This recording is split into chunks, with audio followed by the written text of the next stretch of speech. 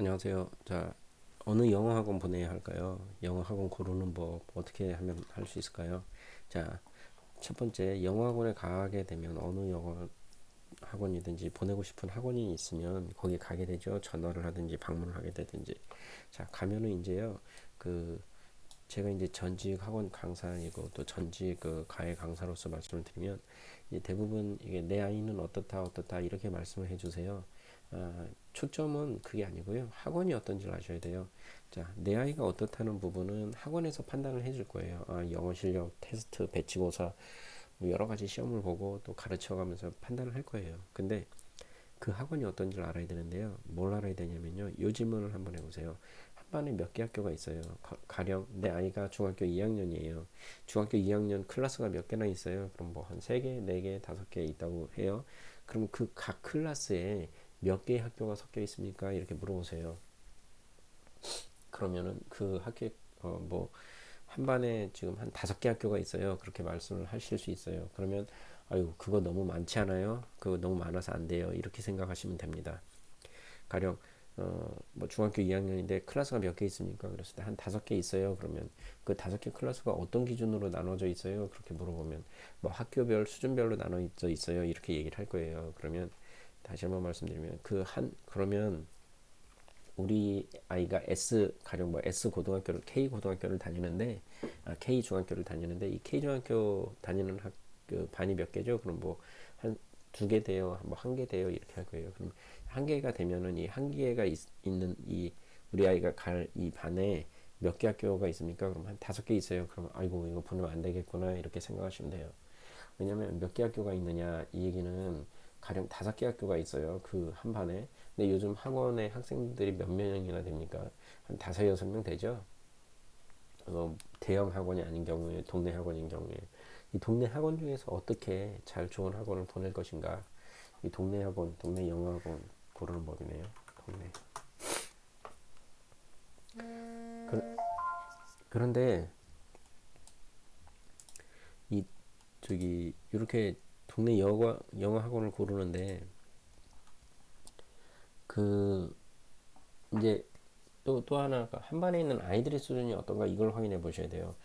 한 반에 학교가 5개, 4개 되면 너무 많고요. 3개도 많아요. 2개까지만 있는 학원으로 보내시고요.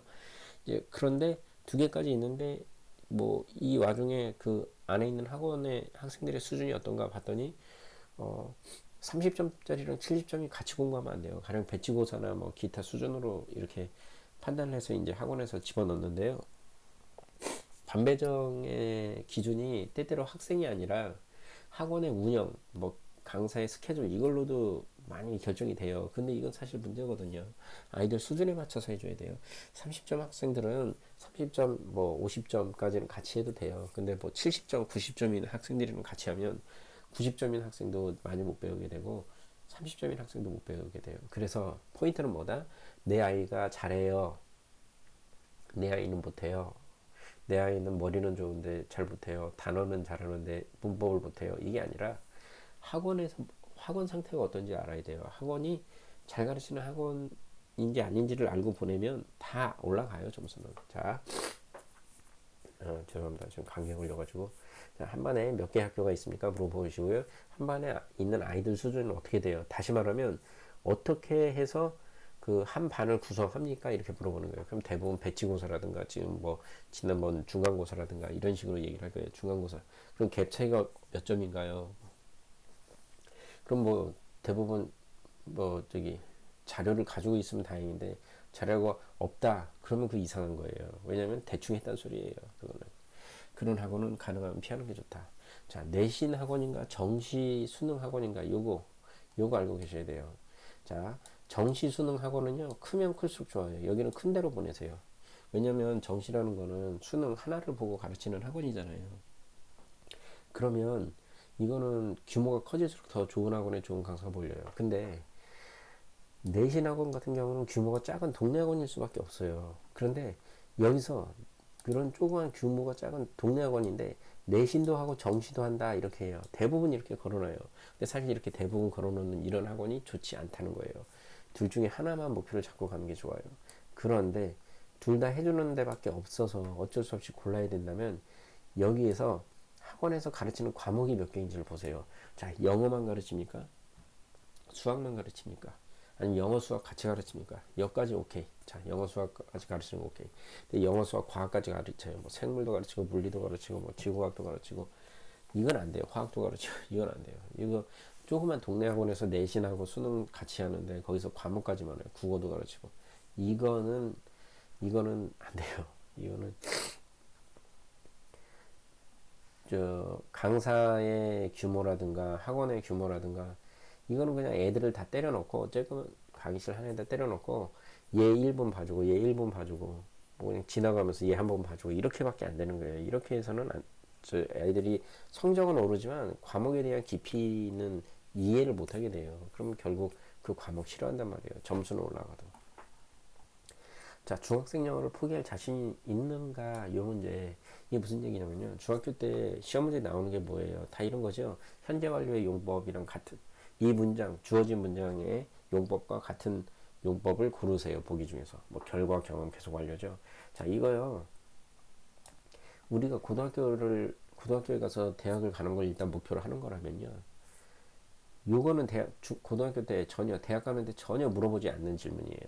자, 투부정사, 명사적 용법, 형용사적 용법, 부사적 용법, 뭐 관용적 용법, 뭐 부사적 용법 안에 관용적 용법 들어있긴 하지만 뭐 이렇게 이런 거 구별해 내라고 하는 거, 이런 건 전혀 고등학교 때 시험에 안 나와요.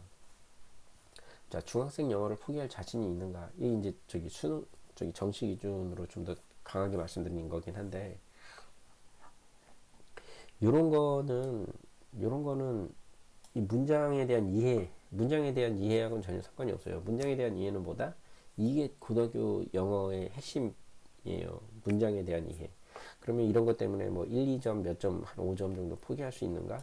포기해도 돼요. 이런 거 가지고. 왜냐하면 앞으로 외고나 과고, 옛날에는 중학생 친구들이 좋은 고등학교를 가려니까 외고, 과고 여기 가야 되니까 중학교 점수가 되게 중요하잖아요. 근데 만약에 우리 아이가 외고 과고도 이제 폐지하는 방향으로 지금 결론이 나가고 있잖아요. 그리고 우리 아이가 잘하긴 하지만 외고 과고까지 갈 것 같지는 않다, 이렇게 생각하신다면 과감하게 이런 쓸데없는 영어 포기하시고 문장 구성할 줄 아는지, 우리 친구가 말을 할 수 있는지, 영어로 말을 할 수 있고 처음 해보려는 말도 할 수 있는지, 아니면 쓸 수 있는지, 아니면 어떤 문장을 읽고서 아, 이 문장은 이렇게 해석해야 돼, 이렇게 알 수 있다면 그거를 익힐 수 있게 해줘야 돼요. 그거는 어디서 익혀요? 유튜브로 익히면 돼요. 유튜브에 쓰레기만 있나요? 아니에요. 정말 좋은 게 많아요. 윤문법 TV라고, 제가 하는 거 아니고요, 모르시는 분이에요. 근데 너무 좋아서 추천드리는 거예요. 윤문법 TV라고 있어요. 그리고 지호 TV인가 뭐 있어요. 근데 여튼 찾아보시면 굉장히 많아요. 제가 1번으로 추천드리는 건 윤문법 TV라고 있어요. 문법이 전혀 재미없는 게 아니고 아, 이거 정말 필요하구나 이런 생각이 들게 가르쳐주고 있어요. 그래서 쓸데없는 1점, 2점을 얻느니 정말 좋은 구성력을 가져라. 문장 구성력. 자, 단어 같은 거 어떻게 하면 좋은가? 단어라는 거 제가 이제 학생들한테 많은 질문 받았는데, 단어 공부 어떻게 해야 돼요? 자, 단어 공부는 다른 말로 하면 뇌한테 자극을 어떻게 줘야 됩니까? 이거예요. 짜증이 나건 재미가 나건 화가 나건 분노를 하건 기분이 좋건 웃기건 간에 뇌한테 자극을 줘야 돼요. 그럼 어떻게 해야 돼요? 영어 단어 쫙 써놓고 오른쪽에 단어 뜻이 있으면요, 단어 뜻을 가리는 거예요. 단어 뜻을 가리고서 잘 보여주지 않는 거예요. 내가 잘 몰라서 본다고 그래도 얼른 보고 덮어야 돼요. 내 머리가 그게 빨리 덮어지니까 내가 기억해야 돼 라는 이런 자극을 줘야 돼요. 이거는 죄송합니다. 지금 감기가 걸려가지고요. 긴장감을 주는 거예요. 뇌한테 긴장감을 주는 거예요. 자, 이런 식으로 하면은 단어도 금방 외울 수 있겠죠? 자, 학원에 보내면 여러분 학원에 보내면요, 아이들 성적은 다 올라갑니다. 다 올라가요. 근데 그 점수가 올라간 과목을 싫어해요. 왜? 대부분 지금 1번부터 6번까지의 과정을 거치지 않았기 때문에 학원에 가면 놀진 않죠. 뭐 단 1분, 2분이라도 공부를 하니까. 근데 막 암기 막 시키죠. 막 예를 들어서 서술식 문제, 영어에서 나오는 서술식 문제가 점수 높은 거 알죠? 근데 그거 어떻게 맞춰요? 이렇게 보면은 교과서에 있는데 어디부터 어디까지를 괄호로 해놓고 거기에 들어갈 내용을 적으라고 그래요. 근데 그걸 어떻게 적어요? 거기 교과서에 나와 있는 그대로 적어야 돼요. 이게 무슨 서술식입니까? 그냥 암기지. 심하게 말하면 쓰레기죠. 애들 재미없게 만들려고 아주 작정한 거죠. 재미는 언제 느껴져요? 우리가 영어로 대화하고 영어를 읽었는데 이해가 되는 때 재미가 있는 거지. 그거를 막 외우면 재미있습니까? 이게 현재 완료 용법인지 투부정사인지 알면 재밌습니까? 재미없죠. 그러면은 이걸 알면 점수는 올라가요. 그런데 성적은 성적은 올라가는데 그 과목을 싫어하게 돼요. 이럴 거면 차라리 고등학교 때 학원을 보내세요. 중학교 때 보내지 말고 초등학교 때 보내지 말고. 왜? 그때 가면 지쳐가지고 고등학교 때도 또 그 짓을 할 생각을 하면 애들이 그 과목을 싫어해요. 점수도 이제 조금밖에 안 오르죠. 더 이상 안 오르죠. 자, 그래서 그나마 이런 상황을 봤을 때 학원에 올라갔는데 성적이 오르긴 오르는데 그 과목을 싫어하지 않게 하려면 어떤 학원에 보내야 돼요? 아, 죄송합니다. 자꾸 감기 때문에. 어떤 학원에 보내야 돼요? 학원이 어떤지를 알아보셔야 돼요. 자, 학원이 어떤지를 어떻게 알아봐요? 한 반에 몇 개의 학교가 있습니까? 우리 아이가 들어갈 그 반에 몇 개의 학교나 있습니까? 우리 아이가 들어갈 그 반에 수준을 어떻게 결정했어요? 뭘로 결정했어요? 그래서 그게 뭐 한 10점 정도, 20점 정도 차이면 괜찮아요. 근데 뭐 50점, 60점 차이가 나는 친구들이 같이 있어요. 30점 이상 차이 나는 친구들이 같이 있어요. 그러면은 그 학원에서 그냥 암기만 막 시키는 거예요. 내신 학원인지 정시 학원인지 보세요. 둘 중에 하나만 했으면 좋겠어요. 근데 동네 다 그거 두 개를 가르친다고 그래요. 그럼 이거 보세요. 과목이 몇 개인가요? 과목이 영어, 수학, 과학, 국어 다 가르쳐요? 그러면 안 돼요. 그 규모상 해낼 수 있는 역량이 없어요. 무슨 얘기예요? 그냥 무조건 암기만 시키고요. 강사도 그냥 암기만 시켜요. 강사도 자신이 뭘 가르치는지도 몰라요. 학생들도 자신들이 뭘 배우는지 몰라요. 그러니까 서로 질문을 할 게 없어요. 이런 학원은 심하게 말하면 쓰레기인 거예요.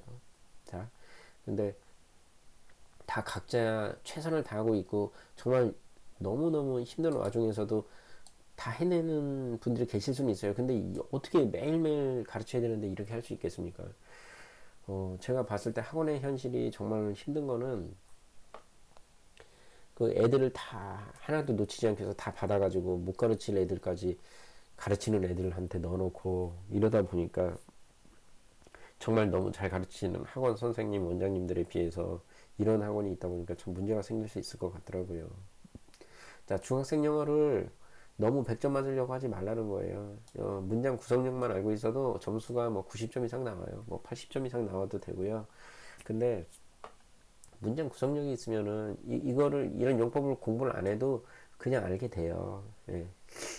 근데 이런 현재 완료니 투부정사니 뭐 관계대명사의 뭐 주격이니 목적격이니 이것만 공부하고 있는데 문장 구성력이 안 나오면 시험 점수는 나와요. 언제까지? 중학교 때까지는 나와요. 고등학교 때부터는 어떻게 돼요? 급격하게 꼬꾸라져요. 왜?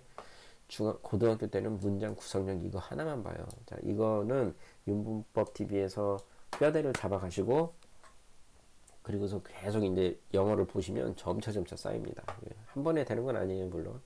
자, 어떤 학원이든지 보내면 성적은 올라가요. 왜? 집에서 놀잖아요, 애들이. 핸드폰 보고. 근데 학원에서 그렇게 너무 급하게 시험 때문에 막 급하게 교과서만 암기시키고 안 하면 너 안 된다, 뭐 숙제 내주고 뭐 이런 식으로만 가면 안 돼요. 숙제 좋은 거긴 하지만. 자, 그 점수가 올라간 과목이 싫어지게 되는 그런 학원을 보내면 안 돼요. 자, 그런 학원을 피하기 위해서 1번부터 6번 꼭 체크하시고요. 내 아이 얘기를 하는 게 아니에요. 포인트는 그 학원 얘기를 해야 돼요. 학원 얘기.